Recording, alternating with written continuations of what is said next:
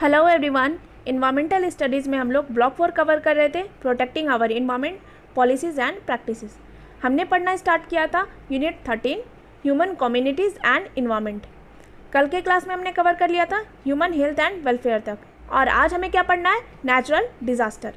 तो जितने भी नेचुरल डिज़ास्टर है आज उसे हम कवर कर लेंगे और बाकी के बचे हुए टॉपिक को हम कल के क्लास में कवर करेंगे।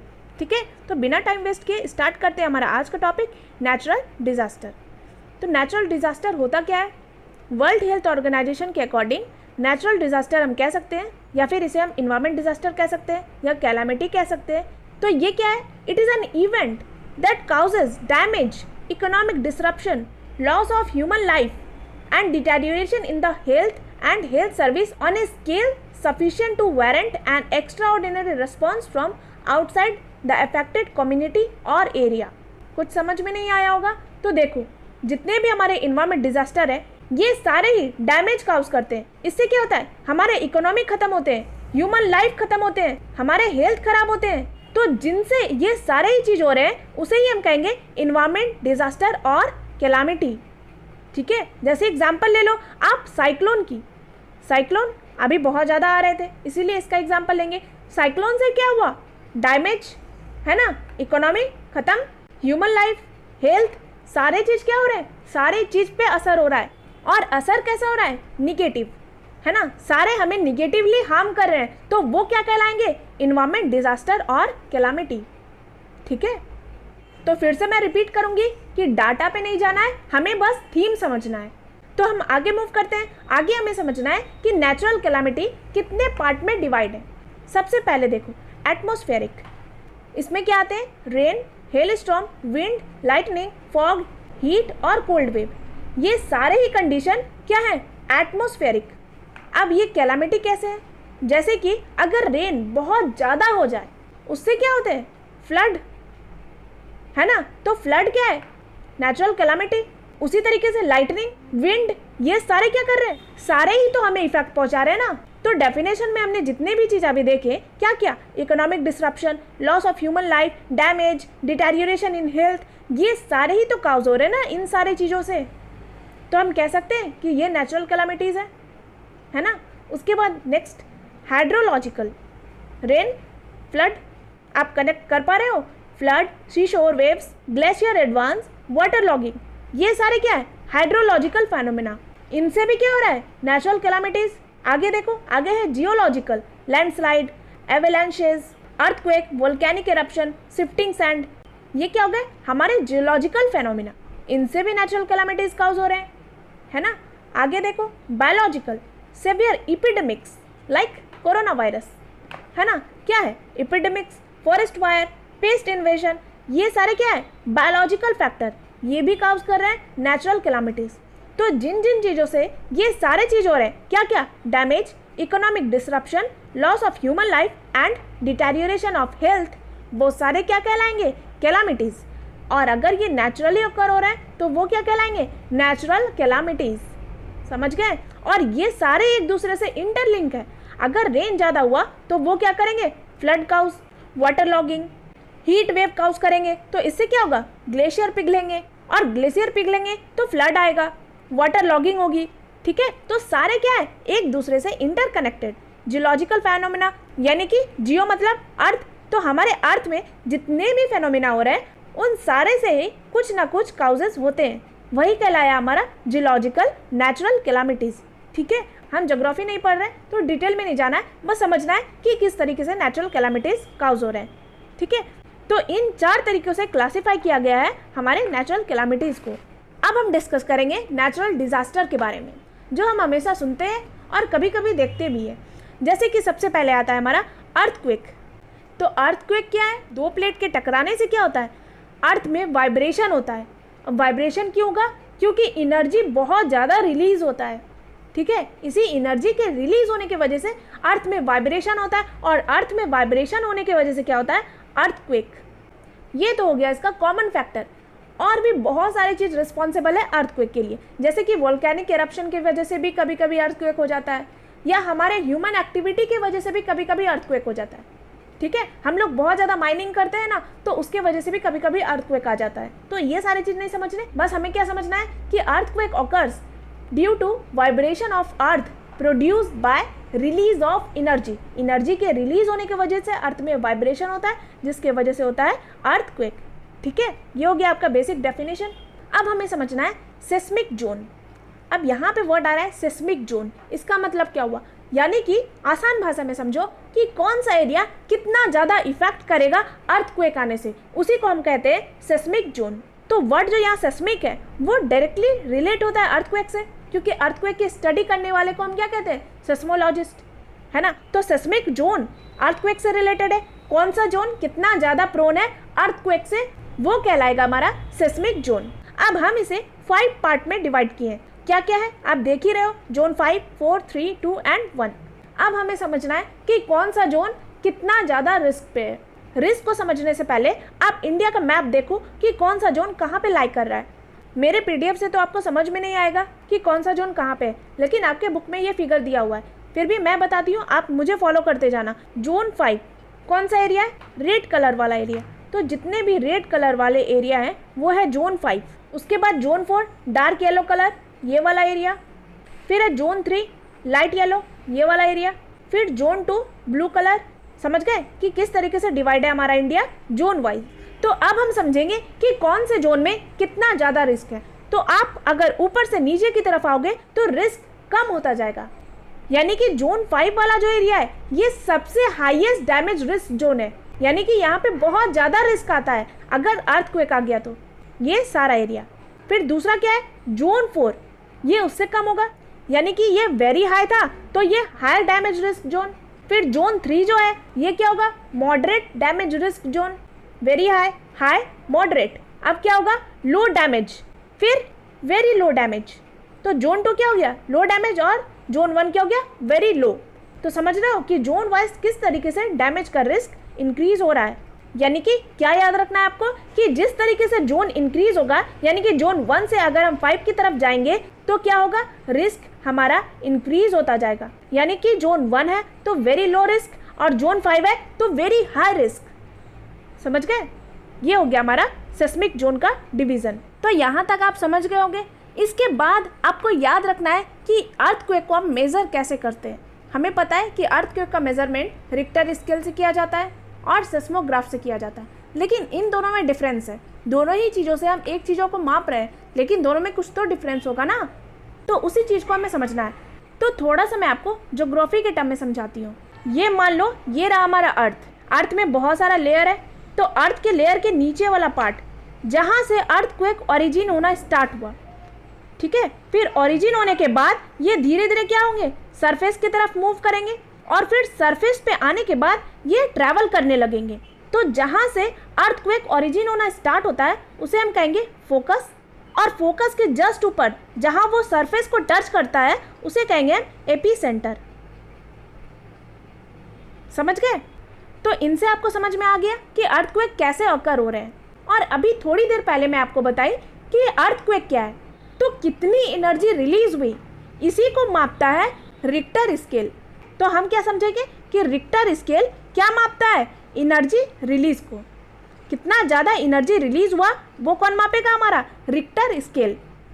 और दूसरा सेस्मोग्राफ, ये क्या चीज़ को माप रहा है, ये माप रहा है सेस्मिक वेव को। ये जो वेव इधर उधर ट्रैवल कर रहा है, यानी कि जो रियली अर्थक्वेक होता है उसे कौन मापता है, सेस्मोग्राफ। ठीक है, तो सेस्मोग्राफ क्या रिकॉर्ड करता है, अर्थक्वेक को, यानी कि जो वेव ट्रैवल कर रहा है उसे। और रिक्टर स्केल क्या मापता है, एनर्जी के रिलीज को। समझ गए दोनों में डिफरेंस। अब याद रहेगा आपको, ऑब्जेक्टिव क्वेश्चन में पूछा जा सकता है आपसे कि रिक्टर स्केल किसको मापता है, तो एनर्जी रिलीज को, यानी कि मैग्नीट्यूड ऑफ अर्थक्वेक। और सेस्मोग्राफ किसको मापता है, सेस्मिक वेव को, यानी कि ग्राउंड के मोशन को, किस तरीके से ग्राउंड पे वो वेव ट्रैवल कर रहा है, ठीक है, उसके मोशन को कौन मापता है, हमारा सेस्मोग्राफ। ये हो गया अर्थक्वेक के बारे में, सारे चीज़ आपको समझ में आ गए होंगे। अब हम आगे मूव करते हैं। आगे हमें क्या पढ़ना है, फ्लड। तो ये पिक्चर से आपको समझ में आ ही रहा है कि फ्लड क्या है। तो ये बहुत ही कॉमन नेचुरल फेनोमिना है, हर साल तो फ्लड आ ही जाता है। तो हमें फ्लड के बारे में डिटेल स्टडी नहीं करनी, हमें बस क्या पढ़ना है कि इसका फैक्टर क्या है, क्यों आते हैं फ्लड? तो सबसे पहले क्या लिखा हुआ है? Climate extreme, heavy and prolong rainfall. ज़्यादा बारिश होगा तो ऑब्वियसली फ्लड होगा ही।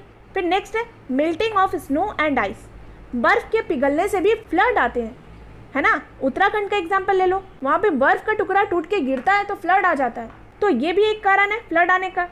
नेक्स्ट है कोलैप्स ऑफ डैम। अक्सर आपने सुना होगा कि डैम का गेट टूट गया, तो गेट टूटने की वजह से जितना वाटर होता है वो बाहर की तरफ फ्लो होना स्टार्ट होता है। तो वाटर फ्लो करेगा तो ऑब्वियसली वो आसपास के एरिया में फ्लड काउज करेंगे। फिर है डिफॉरेस्टेशन एंड लैंडस्लाइड। ये तो मेजर फेनोमेना है। कोई भी कैलामिटी हो उसमें डिफॉरेस्टेशन का रोल तो होगा ही। तो यहाँ पे डिफॉरेस्टेशन और लैंडस्लाइड को एक साथ लिखा गया है, क्योंकि पेड़ क्या करते हैं? वो मिट्टी को होल्ड करके रखते हैं। अब पेड़ नहीं होगा तो वो क्या करेंगे? Landslide cause. अब लैंडस्लाइड होगा तो जितने भी वाटर ऊपर में होंगे वो सारे नीचे आना स्टार्ट हो जाएंगे, तो इससे भी हो गया फ्लड। फिर नेक्स्ट क्या है? Silting of river bed, reducing the carrying capacity of river.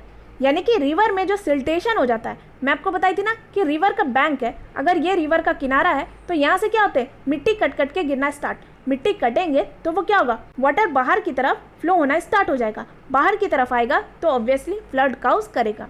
फिर लास्ट है lack of coordination between officials of adjoining countries और state facing similar problem. Exactly ये तो है ही। कोऑर्डिनेशन की कमी हो जाने की वजह से भी फ्लड आते हैं। अगर उसे प्रॉपर इनिशियल फेज में रोक लिया जाए तो वो बहुत सारे एरिया में नहीं फैलेंगे। जैसे एग्जांपल ले लो ड्रेनेज सिस्टम। अब ड्रेन ना होने की वजह से भी वाटर क्या होते हैं? डायरेक्ट रोड पे फ्लो करना स्टार्ट करते हैं, आसपास के विलेज एरिया में फ्लो करने लगते हैं। तो ये क्यों हो रहा है? लैक ऑफ कोऑर्डिनेशन की वजह से। अथॉरिटी प्रॉपर केयर नहीं कर रहे, इसके वजह से भी क्या हो रहा है? ये सारे कैलामिटीज़ ओकर हो रहे हैं। ठीक है, तो ये हो गया हमारा फ्लड। इसमें और डीप में नहीं जाना। अब हम आगे मूव करते हैं। नेक्स्ट है हमारा साइक्लोन। तो बुक में अच्छे से दिया नहीं हुआ है, और साइक्लोन को अगर मैं डिटेल में पढ़ाना स्टार्ट कर दी तो इन्वायरमेंट लगेगा ही नहीं, लगेगा कि मैं ज्योग्राफी पढ़ा रही हूँ। ठीक है, तो ज़्यादा डिटेल में नहीं जाना, बस थोड़ा थोड़ा चीज़ याद रखना है, क्योंकि अगर हम ज्योग्राफी की तरह पढ़ने लगे तो इसमें बहुत सारे फैक्टर आ जाएंगे, जैसे कि कोरियोलिस फोर्स आ जाएंगे, अर्थ के मूवमेंट आ जाएंगे, ट्रॉपिकल रीजन आ जाएंगे। ठीक है, तो नंबर्स ऑफ फैक्टर्स हैं साइक्लोन को पढ़ने के लिए। तो इतना याद नहीं रखना, बस याद रखना है कि साइक्लोन का ओरिजिन कैसे होता है। तो साइक्लोन कब बनता है? जब लो प्रेशर एरिया जनरेट होते हैं। ठीक है, लो प्रेशर एरिया कहाँ बनेंगे? जहाँ पे टेम्परेचर ज़्यादा होंगे। तो टेम्परेचर और प्रेशर इन्वर्सली प्रोपोर्शन है ना। अगर टेम्परेचर इंक्रीज करेगा तो प्रेशर क्या होंगे? कम होंगे। तो साइक्लोन अगर लो प्रेशर एरिया में बन रहे हैं तो इसका मतलब क्या हुआ कि यहाँ पे टेम्परेचर बहुत ज़्यादा है ना। टेम्परेचर ज़्यादा होंगे तो एयर क्या होंगे? ऊपर उठना स्टार्ट करेंगे, और इसके वजह से ऊपर जाके बादल बनने लगेंगे। फिर यहाँ की कंडीशन आप समझ ही रहे हो कैसा हो जाएगा? बहुत ज़्यादा स्टॉर्म आएगा, बहुत ज़्यादा बारिश होगी। तो इन सारे वजह से क्या होगा? साइक्लोन और भी ज़्यादा मजबूत होते जाएंगे। और साइक्लोन हमेशा कैसे ट्रैवल करता है? साइक्लोनिक पाथ में। तो यही कारण है कि साइक्लोन की वजह से क्या होते हैं? हमेशा बारिश होते हैं। तो यही बस याद रखना है आपको कि साइक्लोन किस वजह से काउज हो रहे हैं। लो प्रेशर एरिया बन रहा है, टेम्परेचर इंक्रीज हो रहा है, एयर ऊपर की तरफ मूव कर रहा है। तो यही सारी चीज़ आपको याद रखने हैं। बाकी बुक में आपको अच्छे से दिया नहीं हुआ है, बस आपकी बुक में बताया गया है कि साइक्लोन की वजह से कैसे लोगों की जान जाती है। ठीक है, ये सारी चीज़ नहीं जानने, और ज़्यादा मैं बताने लगी तो ज्योग्राफी लगने लगेगा, और इससे ज़्यादा क्वेश्चन आएगा भी नहीं। तो ज़्यादा परेशान नहीं होना, बस जो बातें मैं बताई उसी को याद रखना है। फिर यहाँ पे दो टर्म आएगा, एक ट्रॉपिकल साइक्लोन आएगा और एक टेम्परेट साइक्लोन आएगा। तो ट्रॉपिकल और टेम्परेट ये दो में मैं आपको डिफरेंस बता चुकी थी। ठीक है, फिर से मैं एक बार रिपीट कर देती हूँ। ये रहा हमारा अर्थ का इक्वेटर, ये हो गया ट्रॉपिक ऑफ कैंसर, ये हो गया ट्रॉपिक ऑफ कैप्रिकॉर्न। तो ये बीच का जो एरिया हो गया ये क्या हो गया? Tropical region. तो ट्रॉपिकल रीजन के अंदर जो साइक्लोन आएंगे वो कहलाएंगे ट्रॉपिकल साइक्लोन, और टेम्परेट रीजन में जो आएंगे वो क्या कहलाएंगे? वो कहलाएंगे टेम्परेट साइक्लोन। और एक बात याद रखना है कि इक्वेटर पे कभी भी कोई भी साइक्लोन नहीं आता, वो इक्वेटर के ऊपर आएंगे या तो इक्वेटर के नीचे आएंगे। हाँ, ये एरिया ट्रॉपिकल रीजन कहलाता है, लेकिन इसका ये मतलब नहीं कि इक्वेटर पे भी आएंगे।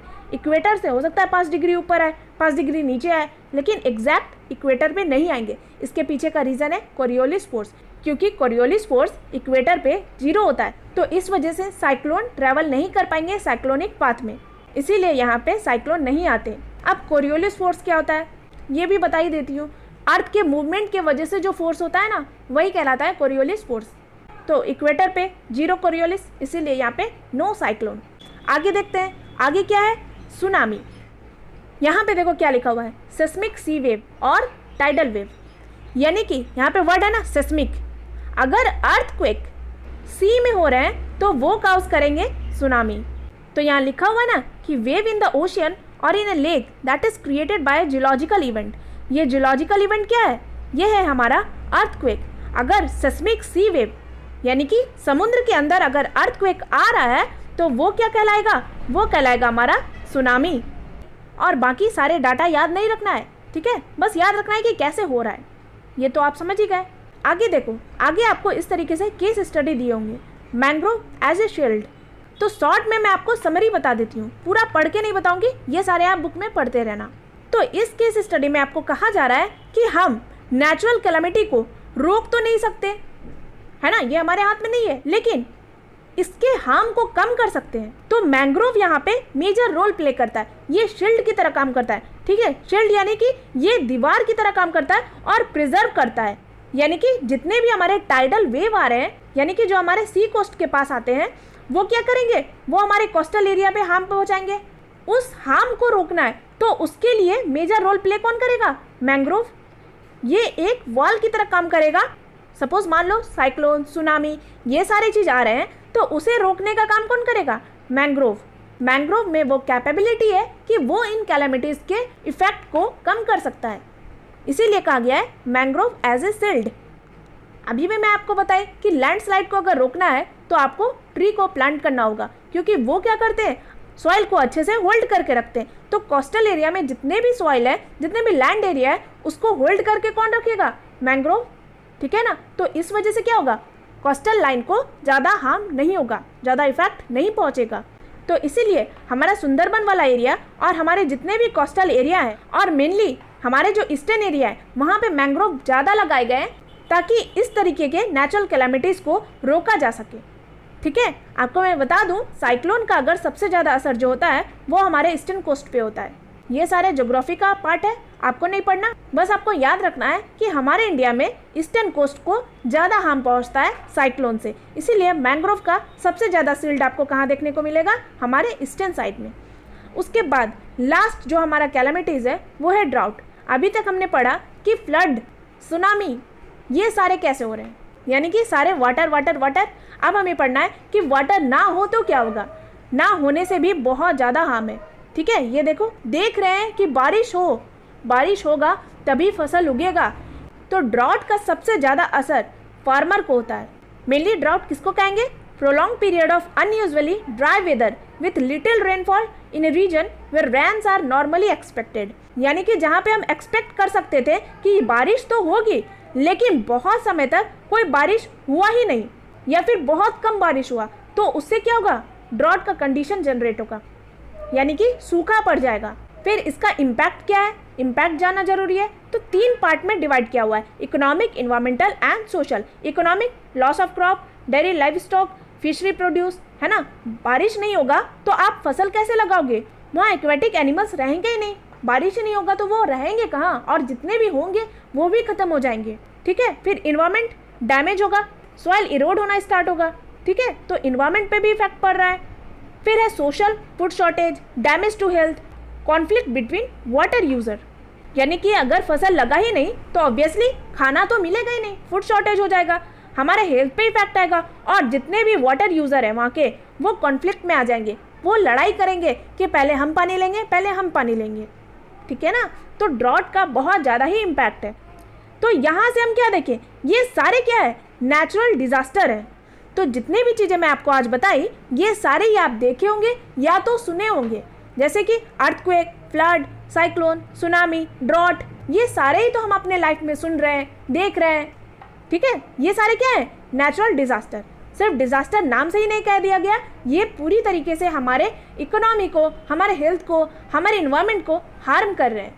तो इसके बाद एक टॉपिक दिया गया है, water harvesting major. Water harvesting हम पहले भी पढ़ चुके हैं, तो बस क्या क्या चीज़ लिखे हुए ये सारे आप बस एक बार देख लो। मैं बता देती हूँ क्या है, undertaken through a variety of ways, किस तरीके से हम वाटर को हार्वेस्ट कर सकते हैं। क्या लिखा हुआ है, capturing run of from roof top, capturing run of from local catchment, capturing seasonal flood water from local stream, conserving water through watershed management. है ना। तो इन सारे तरीकों से हम क्या कर सकते हैं, वाटर को हार्वेस्ट करके रख सकते हैं। और हार्वेस्ट करने की वजह से क्या क्या पर्पस को फुलफिल करेंगे, provide drinking water, provide irrigation water, increasing ground water recharge, reduce storm water discharge, urban flood and overloading of sewage treatment plant, reduce sea water ingress in coastal area. ठीक है, तो समझ रहे हो कि क्यों पढ़ाया जा रहा है आपको वाटर हार्वेस्टिंग मेजर, क्योंकि अभी हम क्या पढ़े, ड्रॉट को आने से हम रोक तो नहीं सकते, नेचुरल कैलामिटीज है ना, जबरदस्ती थोड़ी ना बोलेंगे कि नहीं बारिश हो जाओ, नहीं बोल सकते ना। तो इसे किस तरीके से ओवरकम किया जा सकता है वाटर हार्वेस्टिंग मेजर से, ये हम पहले भी पढ़ चुके हैं, इसीलिए मैं ज़्यादा डिटेल में नहीं गई। और डिटेल में क्या जाना, वाटर को कैसे हम कंजर्व कर सकते हैं, उसे किस तरीके से स्टोर करके रख सकते हैं, बस यही तो बताया जा रहा है ना, सभी लोग जानते हैं। ठीक है, फिर भी बुक में लिखा हुआ था तो मैं बता दी कि इन तरीकों से हम क्या कर सकते हैं, वाटर को हार्वेस्ट कर सकते हैं। और हार्वेस्ट करने के बाद ये किस तरीके से हमें हेल्प करेंगे, तो इसका पर्पस क्या है वो भी मैं आपको बता दी। तो यहाँ से हमने कवर कर लिया हमारा आज का टॉपिक नेचुरल डिजास्टर। ठीक है, अब बचा हुआ टॉपिक है प्रिपेयरनेस फॉर डिजास्टर मैनेजमेंट, ये भी इसी से रिलेटेड है। उसके बाद है resettlement and rehabilitation of people, problems and concern, फिर है केस स्टडी। तो ये तीनों टॉपिक छोटा छोटा है, तो हम कल के क्लास में कवर करेंगे। नेचुरल डिजास्टर अकेले ही बहुत बड़ा टॉपिक था, इसीलिए मैं इसे अलग से एक सेपरेट वीडियो में कवर कर दी। अब बाकी के 3 टॉपिक को मैं आपको कल के वीडियो में कवर करा दूंगी, ये भी रिलेटेड है हमारे नेचुरल डिजास्टर से ही। तो आज के लिए बस इतना ही रहने देती हूँ, मिलते हैं हम अपने अगली क्लास में। Thank you so much, have a good day.